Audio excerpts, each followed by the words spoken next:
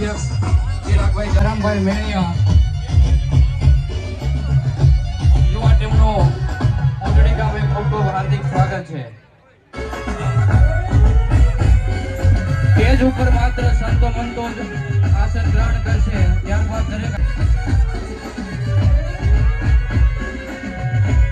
Sofa ઉપર માત્ર સંતો મહંતો આસન ગ્રહણ કરશે. બીજા આગેવાનો નીચે સ્ટેજ ઉપર બેસશે. દરેક વડીલો પોતાનું સ્થાન ગ્રહણ કરે. ટૂંક સમયની અંદર આપણો કાર્યક્રમ શરૂ થવા જઈ રહ્યો હોય. દરેક આગેવાનની સામે આવે ઝડપથી.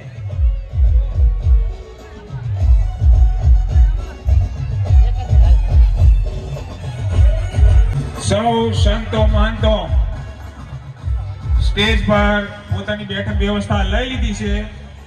તો આપણા સૌ યુવાઓ, ગ્રામજનો, વડીલો એમને પણ ખાસ નમ્ર વિનંતી. પણ ઘણા બધા આગેવાનો છે, વડીલો છે, એમને વિનંતી કે આપણે પાછળની બાજુ આવી જઈશું, જેથી અમને પણ અહીંયા એન્કરિંગ કરવામાં તકલીફ ન પડે.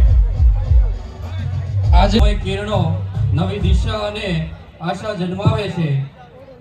શુભમ કરોતિ કલ્યાણમ આરોગ્ય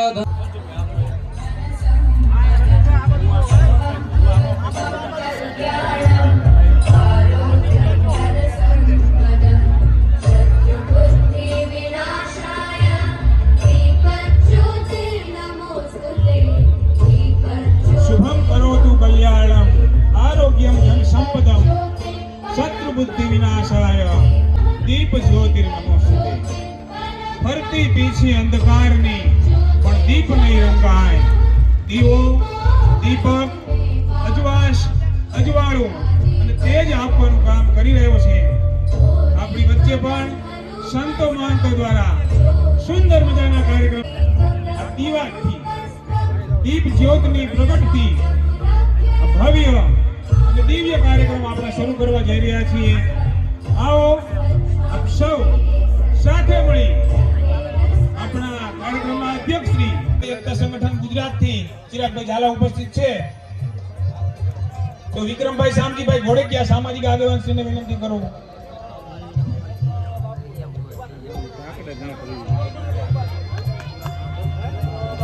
હા, શિવરાજગીરી બાપુ દેવપુરાના પાટિયાવાડાથી ઉપસ્થિત છે. સ્વાગત સન્માન કરો. ત્યારબાદ હકાભાઈ મેરાભાઈ ગમેજળિયા છે, પિન્ટુભાઈ કોળીનું સ્વાગત સન્માન કરશે. તો હકાભાઈને પણ વિનંતી. હકાભાઈ અને અર્જુનભાઈ ભડિયાદરા આ બંને છે આપણા સામાજિક આગેવાનશ્રીઓ છે. પિન્ટુભાઈ કોળીનું છે સ્વાગત સન્માન ફૂલ આરતી કરશે. આવો હકાભાઈ અને અર્જુનભાઈ.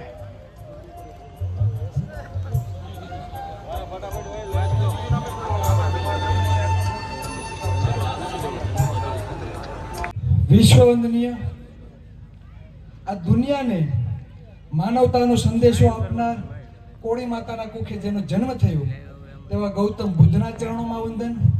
અખંડ ભારતનો શિલ્પી. અખંડ ભારત એટલે અફઘાનિસ્તાન, મ્યાનમાર, પાકિસ્તાન, ભારત, નેપાળ, શ્રીલંકા, બર્મા, આ અખંડ ભારતમાં જેણે એક હતું શાસન કર્યું એવા કોળી ચક્રવર્તી સમ્રાટ અશોકના ચરણોમાં વંદન. માવતર સમાન સંતો મહંતો આગેવાનો ઉંટડી ગામમાં બિરાજમાન સર્વે ભાઈઓ બહેનોને ચિરાગ ઝાલાના જય વેલનાથ, જય માનદાતા. જે સમાજ પોતાનો ઇતિહાસ નથી જાણતો તે સમાજ ક્યારે ઇતિહાસ બનાવી શકતો નથી. મિત્રો, આપણે આપણો ક્રાંતિકારી ઇતિહાસ ભૂલી ગયા છીએ. ક્યારેક આપણો વાસ્તવિક ઇતિહાસ ઉજાગર કરજો અને પુસ્તકોના પાના છે ને ફેરવીને ઉગાડજો કે ચક્રવર્તી સમ્રાટ ચંદ્રગુપ્ત મૌર્ય આપણે એના વંશજો છીએ કે કોઈ દુશ્મનોની એવી ઓકાત નહોતી કે આ કોળીના સામ્રાજ્ય ઉપર કોઈ નજર માંડી શકે. તમે રાષ્ટ્રધ્વજમાં જે અચોક ચક્ર તમે જોવ છો, ચાર સિંહોની જે તમે આકૃતિ જોવ છો, આ કોઈની દેન હોય ને તો આ સમ્રાટ અશોક આ કોળીના દીકરાની દેન છે. ગૌતમ બુદ્ધે આપેલા પંચશીલના સિદ્ધાંતોનો અષ્ટાંગ માર્ગ તેના ઉપર બાબા સાહેબ આંબેડકરે આ દેશનું સંવિધાન ઘડી નાખ્યું. આ આપણા માટે ગૌરવશાળી વાત છે, ગૌરવશાળી. અહીંયા તો બાબા સાહેબ આંબેડકરનું નામ આવે એટલે એમ કહેવામાં આવે બાપુ કે આ તો માત્ર દલિતોનો નેતા છે. એવું નથી. આ દેશ બંધારણથી ચાલે છે અને બંધારણ આ દેશ માટે સર્વોપરી છે. તમે ઘણું બધું જોતા હશો, કેટલા ટાઈમથી ચિરાગભાઈ બેફામ બોલે છે. કોઈને એવી ઓકાત છે કે જે એક સિંગલ કેસ કર્યો હોય મારા ઉપર? આ બંધારણની દેન છે એટલે સમાજ માટે અવાજ ઉઠાવીએ છીએ. બંધારણની આર્ટિકલ 14 થી 18 આપણને સમાનતાનો અધિકાર આપ્યો છે કે કોઈ પણ ધર્મ હોય, કોઈ પણ જાતિ હોય, કોઈ પણ વ્યક્તિને અન્યાય થવો જોઈએ નહીં. દરેક વ્યક્તિ સમાન હોવા જોઈએ. આ કોણ કહે છે? આ બંધારણ કહે છે. ચિરાગભાઈ કે ફાંકા મારવા આવ્યા નથી. અને આ દેશ બંધારણથી ચાલે છે. હું અહીંયા બેઠા બધાને પૂછવા માંગુ છું કે ખરેખર 300, 400, 500 કે 600 રૂપિયા મજૂરી કામ કરવાના જવાવાળા કેટલા લોકો છે? પ્રેમથી હાથ અદ્ધર કરજો, એમાં હું પણ આવી જાઉં. સૌ કે નહીં? બધા સાંભળજો. હવે જે વાત સાંભળવાની છે એ તમને કહું. આપણે 35% કોળી સમાજ આ ગુજરાતમાં છે. કેટલો? 35%. અને 90% સમાજ મજૂરી કામ સાથે જોડાયેલો છે. હાલની તારીખમાં અહીંયા બેઠા છે એના ઘણાના દીકરા દીકરીઓ સાયન્સમાં ભણતા છે. ઘણાના દીકરા દીકરીઓ કદાચ નીટની પરીક્ષા પણ પહેલા આપી દીધી હશે અને હમણાં કદાચ આપવાના પણ હશે. તમને ખ્યાલ છે? નીટમાં સારા માર્ક આવે. આ ગુજરાતમાં માત્ર 40 મેડિકલ કોલેજો છે. એમાંથી 4 કોલેજો છે ને સરકારી છે, બાકી બધી પ્રાઇવેટ છે. મેડિકલ ક્ષેત્રમાં તમારા બાળકને MBBS કરાવવું હોય, MD કરાવવું હોય, સર્જન બનાવવો હોય, BHMS કરાવવું હોય તો કેટલા રૂપિયા જોઈએ ખબર છે? પ્રાઇવેટમાં 70 લાખ, 80 લાખ, 90 લાખ, હવા કરોડ રૂપિયા જોઈએ. આમાં બેઠા એને આંગળી અધ્ધર કરી. એમાં કેટલા લોકોની તેવડ છે તમારા બાળકને MBBS ડોક્ટર બનાવવા માટે? હાથ અધ્ધર કરો જોઈએ. કરો તો ખોરી. તેવડ નથી આપણી એટલે આપણે હાથ અધ્ધર નથી કરતા. સમજો. અહીંયા હું જેટલું બોલું એ બધું ભાંડી નથી લેવાનું. કેટલું ચિરાગભાઈ સાચું બોલે છે અને કેટલું ખોટું બોલે ને એ પણ તમારે વિચારવાની જરૂર છે. આપણે એમ કહીએ કે જ્યાં જોઈને અન્યાય થાય. હમણાં 1.5 મહિના પહેલા નવનીતભાઈ ઉપર થયો, 10 દિવસ થયા. બરાબર. આણંદની એક કન્યા છાત્રાલયમાં આપણી દીકરીને સુસાઇડમાં કપાવી દીધી. ફોટા જો તો તમને કોઈ એંગલ એવું નથી લાગતું કે દીકરી બેન બંને દીકરીઓ સુસાઇડ કર્યું હોય. પછી આપણે એમ કે આપણું કોઈ સાંભળતું નથી. અને આપણો કોઈ SP નહીં, આપણો કોઈ DYSP નહીં, આપણો કોઈ IG નહીં, આપણો કોઈ કલેક્ટર નહીં. ક્યાંથી આપણું કંટ્રોલામાંથી કોઈ સાંભળે? સમજો.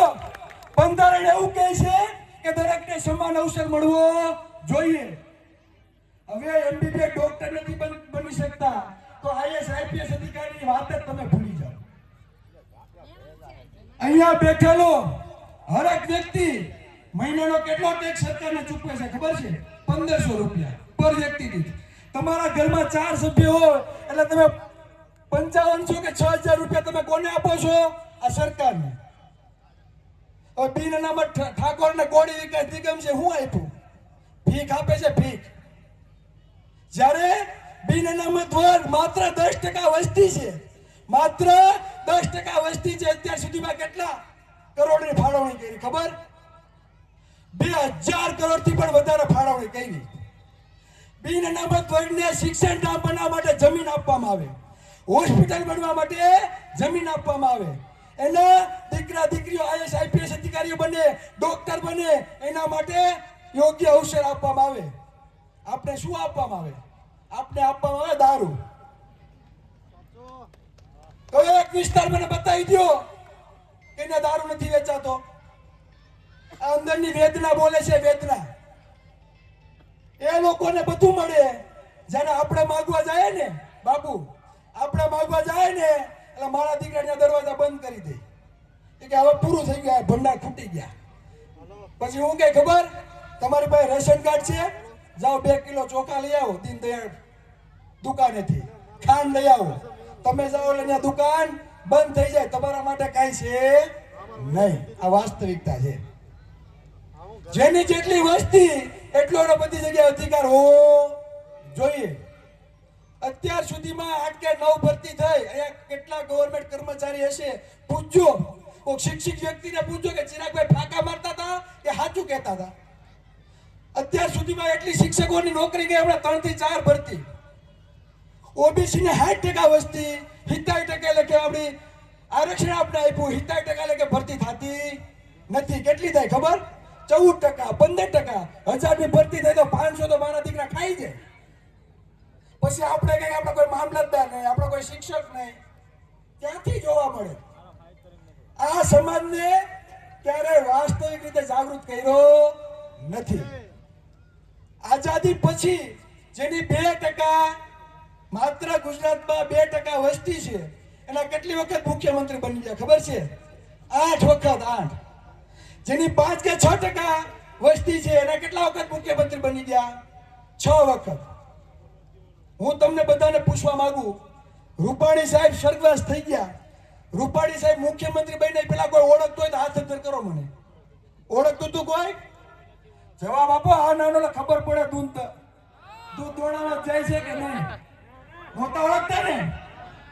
ત્યાર પછી આ ભૂપેન્દ્રભાઈ પટેલ મુખ્યમંત્રી બન્યા, એ પેલા કોઈને ઓળખતું હોય તો હોકારો કરો. કોઈ નહીં ને.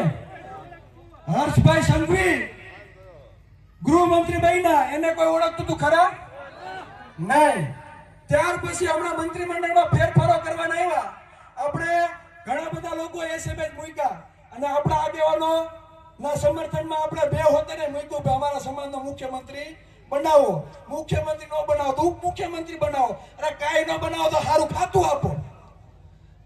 પણ ગૃહમંત્રી છે એ ઉપમુખ્યમંત્રી બની ગયા. જેને આપણે ઓળખતા નથી, બરાબર, તે મુખ્યમંત્રી બને, તે ગૃહમંત્રી બને.